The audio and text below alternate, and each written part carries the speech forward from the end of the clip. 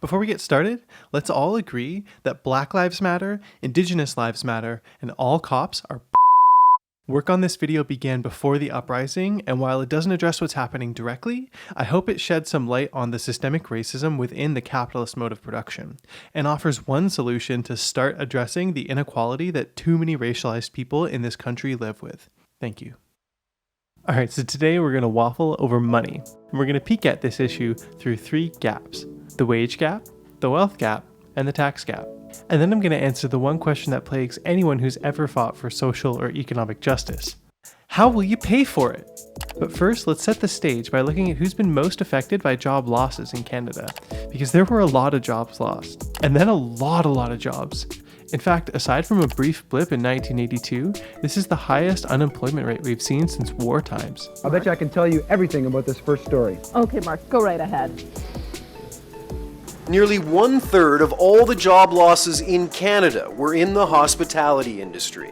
Majority of our members are people of color, immigrants, and they do live paycheck to paycheck. And here we were thinking COVID was the great equalizer, but actually racialized Canadians have been hit hardest in terms of cases and financially, and reports show that women and younger workers are bearing the brunt of lost incomes. People who were laid off were more likely to be female, younger, working in less secure, lower paying jobs. In other words, those who could least afford it. The CCPA did the math and found that 40% of youth and half of workers making less than $16 an hour had lost their income.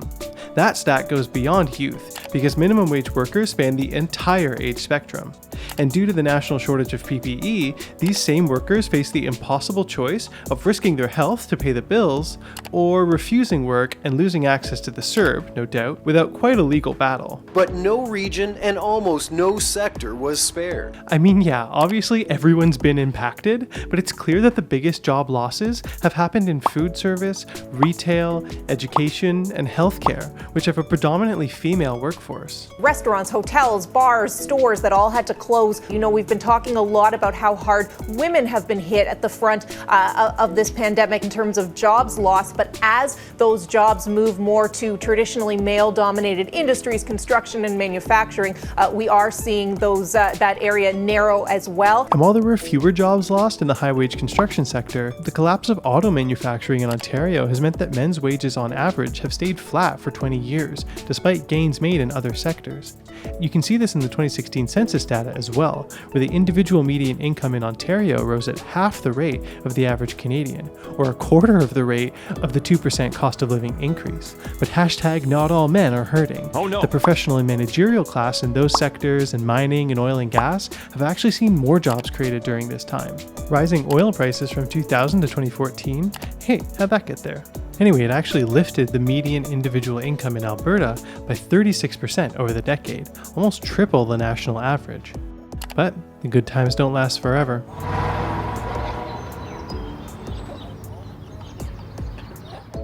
The reality is that women have been disproportionately affected, representing 2/3 of all jobs lost, many of which are among younger women. They represent almost 100% in sectors such as healthcare, social assistance, insurance, and real estate. And for those working contract to contract, such as personal care assistants, cleaners, and cashiers, well, they don't qualify for the CERB. And these numbers don't take into account those who have left the labor market altogether. Still seen as the primary caregiver among much of society, many women are unable to return to work while they're at home taking care of children or others who may be sick. You know, as a society which has cracks in the system at the best of times, those cracks really widen at the worst of times, and I think this certainly qualifies. But as we saw last time, calling it cracks is underselling things just a bit.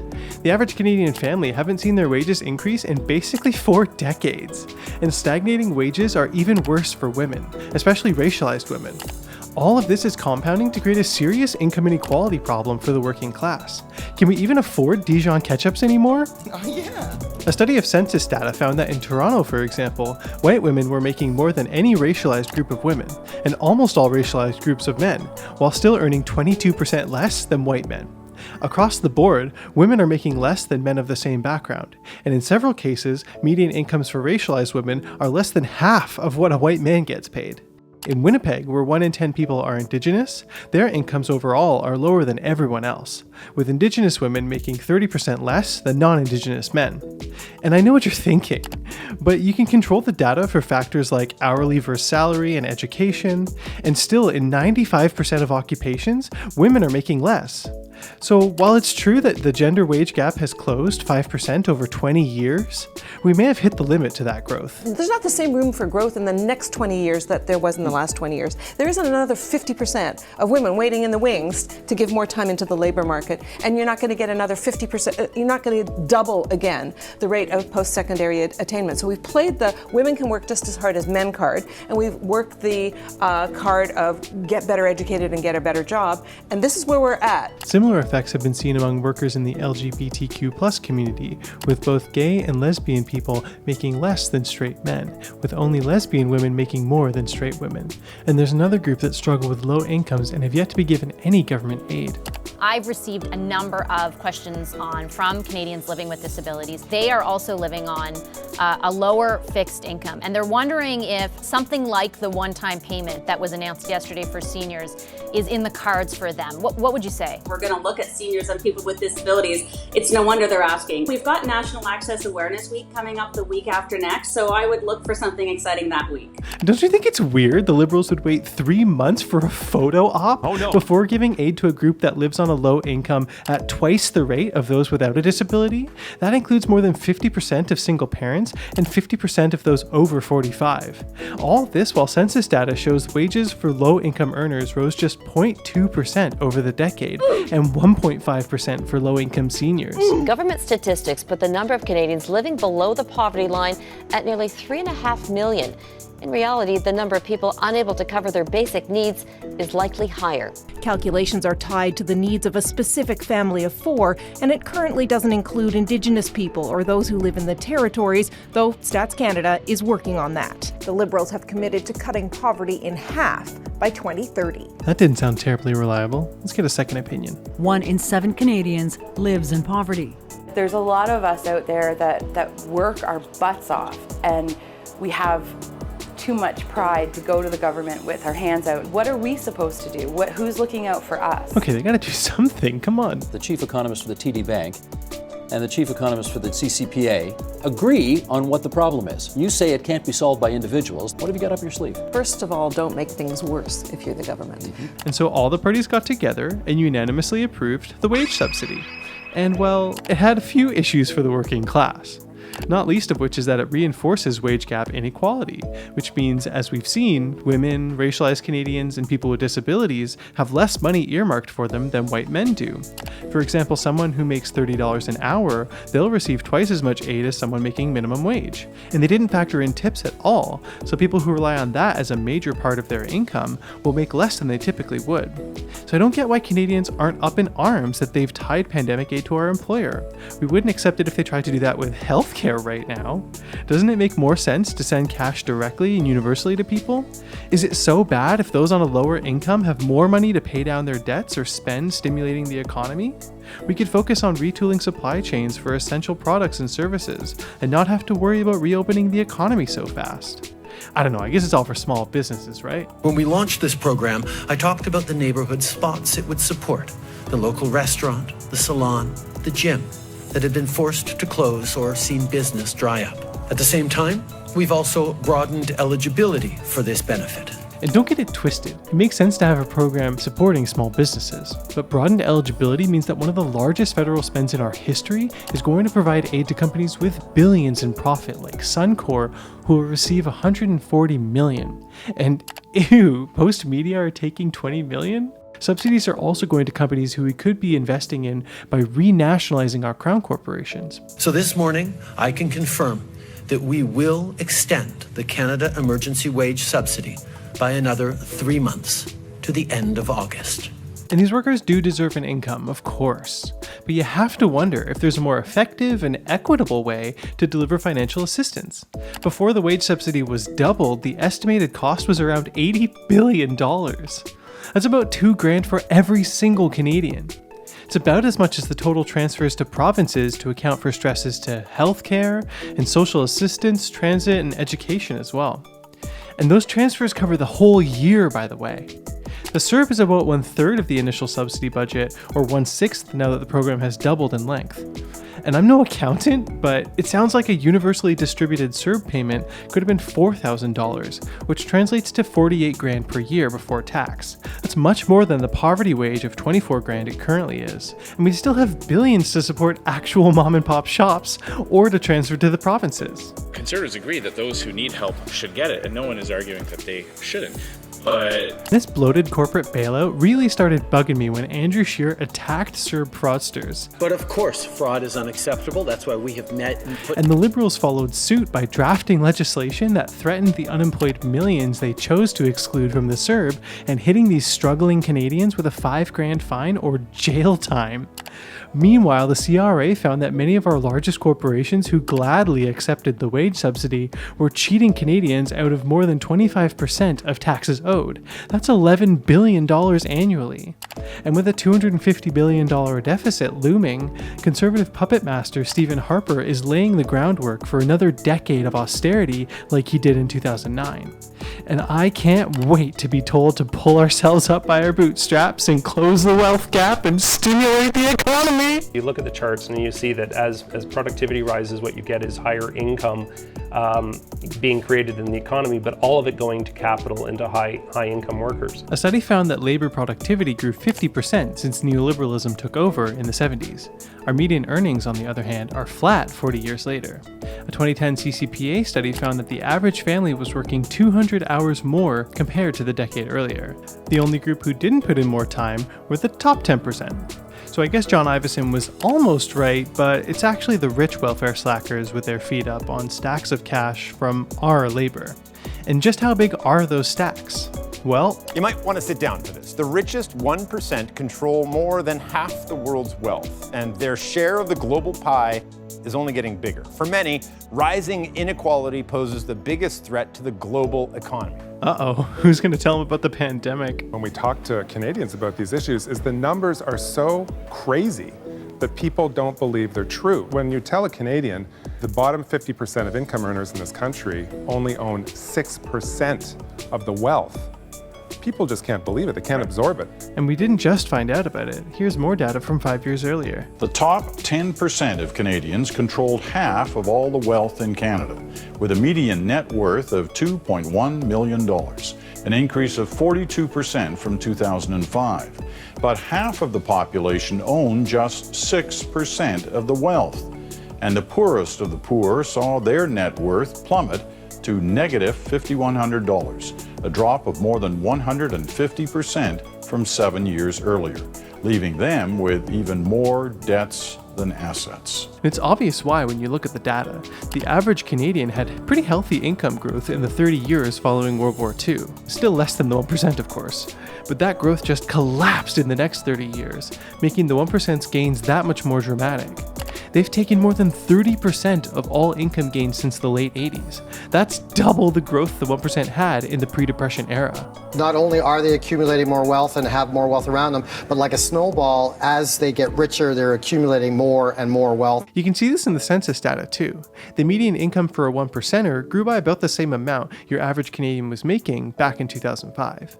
So a middle class income for the rich is 200 grand more, or almost 7 times that of working class folks. Even just that multiplier is on the rise, up from 5.8 times in 1995.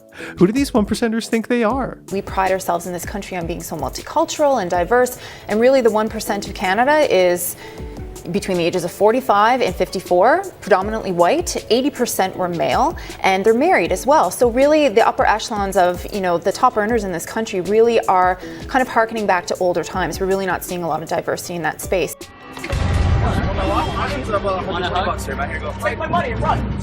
Now don't be too mad at the boys in the 1% just yet. In the last 40 years, their share of total income may have doubled to 14%, but the 0.1% has nearly tripled to around 6%. And don't even get me started on the 0.01%. Their share has skyrocketed more than 5 times, meaning their incomes over-index their population by more than 250 times. And with an average income of $3.8 million, the 0.01% now bring home more than any other time in the past century. We're getting some startling details on global inequality from Oxfam. So at that time, our two wealthiest citizens, the runner-up Galen Weston of bread price-fixing fame, and David Thompson, a literal third-generation baron and chairman of Thomson Reuters. They controlled as much wealth as the poorest third of all Canadians. 2 people versus 11 million of us. That's like everybody west of Ontario. But okay, what's the problem with having a few super rich people in Canada anyway?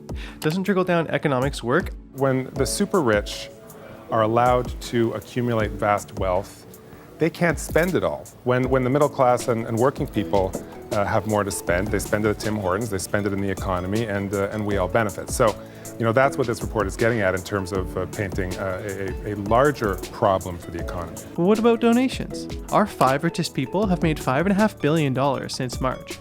And in that time, they've donated just less than 0.1% of their collective fortune. That's generous. And it's great that Galen was paying their heroes $2 more to work during a global pandemic. I guess they could afford that $15 minimum wage after all. And in fact, I think it's so great that they give back that we should make it an annual thing. Really make a whole day out of it, Let's say April 30th at the latest. And just to make sure it's fair and friendly, the richest will give back the most, of course.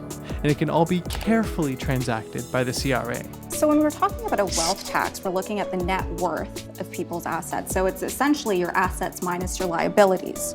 Now, most of us pay income taxes, and what that looks like is a tax on your employment income. For the super rich, they also pay income taxes as well, but that's actually the tax that they pay on their capital gains. The profit that you gain from a stock, only 50% of that is taxable.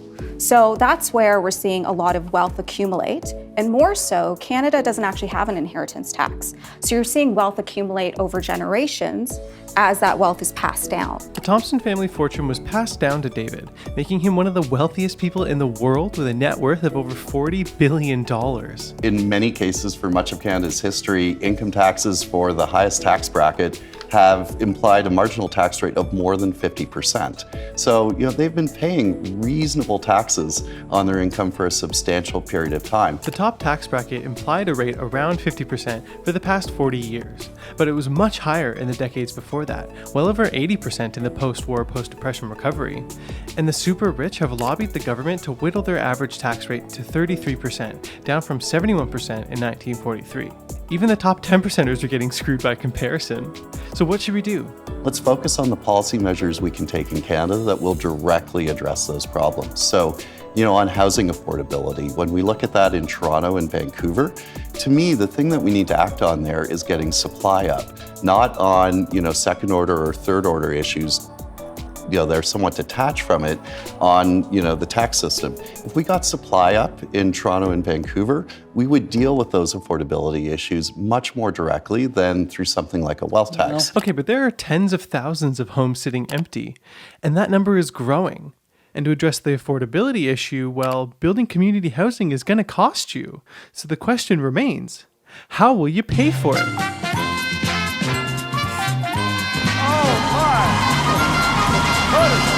Recent polling shows an overwhelming majority of Canadians want improvements to long-term care and healthcare in general, with 64% saying the government should spend whatever it takes to rebuild our economy. And 3/4 of us agree that a wealth tax is the way to pay for it. In fact, there's as many people who oppose a wealth tax as don't have any opinion at all.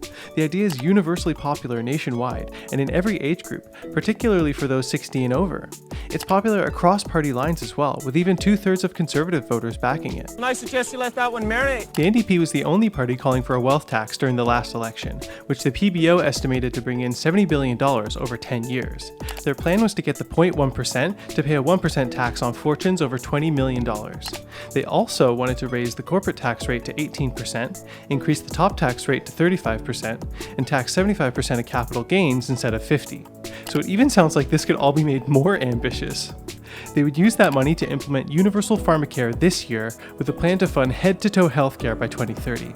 And in May, they set their sights on those tax haven abusers getting federal funding, which 81% of us agree they shouldn't get. This government is weirdly committed to eligibility criteria that results in regular people not getting the support that they need, but not so committed to criteria for corporations and billionaires who get our help.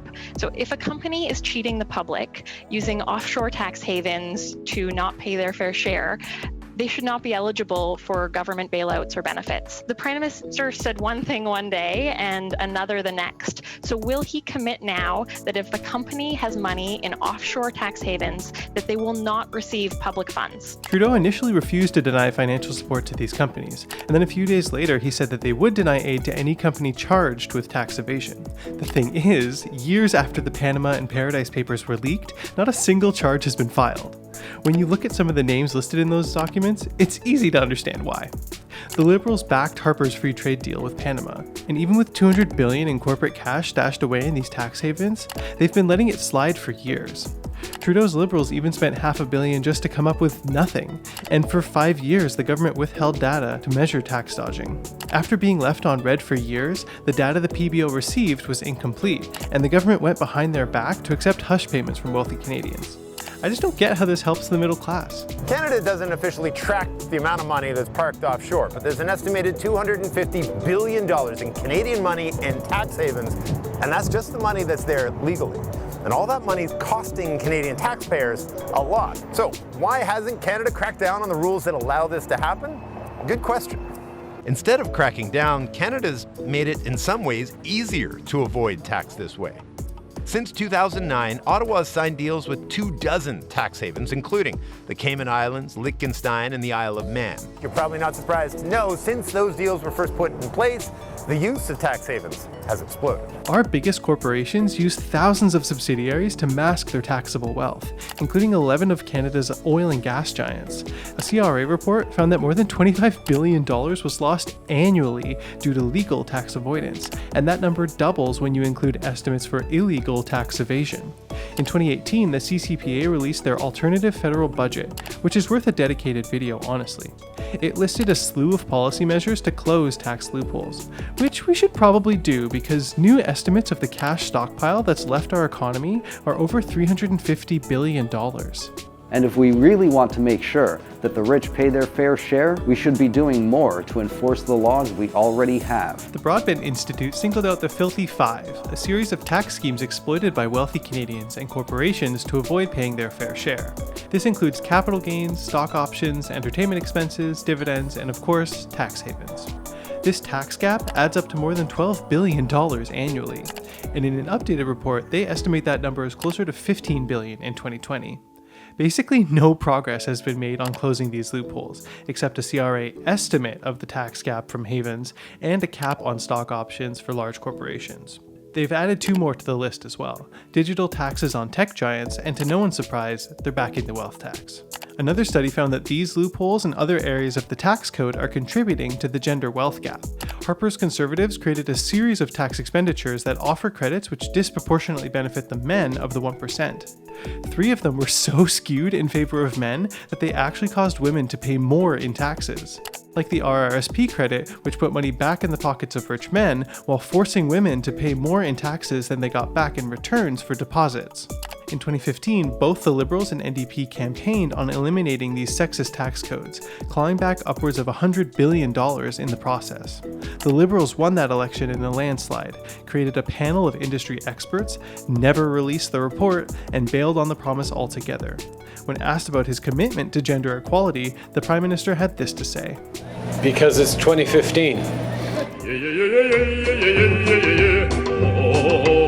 StatsCan data shows that the gap between taxes paid by individuals and corporations has been growing for 65 years. It's so bad that every year we contribute $100 billion more to the public purse than corporations do. And this hasn't stimulated investment growth in equipment or R&D either in the past 20 years. The banks have seen the biggest benefit from dropping tax rates, even as their profits climbed 60% in the 6 years following the financial crash. And all this profit doesn't benefit the majority of us, with the bottom 80% of us owning just 17% of Canadian stocks. Meanwhile, foreign investors own 46%. In any given year, the corporate giants are contributing around $10 billion less than their official tax rate. But the Liberals have decided to go after $250 million in tax loopholes used by small businesses. That $10 billion alone would be enough funding to hire 30,000 new doctors and medical professionals, provide childcare spaces, or free college tuition by the million. Or, and this is true, do the politically impossible and actually bury the gardener. To be honest, I lost count of exactly how much cash is being left on the table, but it sounds like there's tens, if not hundreds of billions every year that we could use to cover the cost of existing programs, to create new programs that would improve our social safety net, and to start to close the wealth gap by putting money in the pockets of working class Canadians who can rebuild the economy from the bottom up. Because when I hear the Prime Minister say things like this, things will get better. And once they do, you can be sure that our country will come roaring back. I'm left wondering, roaring back for who? Thanks again for watching. Hit the like to stop yourself from getting thrown in CERB jail, and subscribe for more class-conscious Canadiana. Let me know in the comments if you want me to cover the rent and housing crisis or long-term care homes in the next video. And don't forget, always waffle to the left.